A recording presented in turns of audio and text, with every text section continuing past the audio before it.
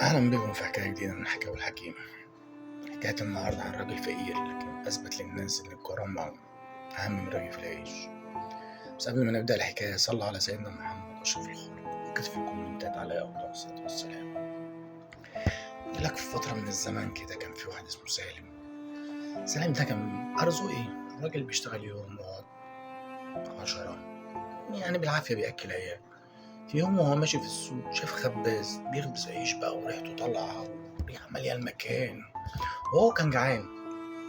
فالخباز شاف سالم قال له تعالى يا سالم، هو عارف حالته ودنيته، شكلك جعان، خد لك رغيف ولا رغيفين عشان خاطرك انت وعيالك.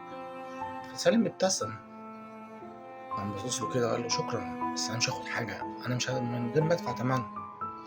لو عايز تعمل معايا واجب اديني شغلانه انضف لك المكان، اوصل العيش للبيوت، بس ما تدينيش حاجه ببلاش.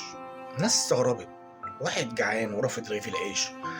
الخباز حتى اتأثر بكلامه، قال له يا سالم الكرامة دي ما تقدرش تشتريها بفلوس، في ناس كتيرة وفي زماننا ده ما عندوش كرامة، بس من النهاردة انت هتشتغل معايا ورزقك على الله، ربنا هو اللي بيرزق.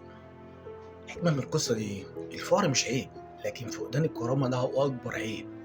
اللي يحافظ على نفسه ربنا بيكرمه في الآخر، كرم ربنا ده كبير. لو عجبتك القصة ما تنساش تضغط على زر الإعجاب.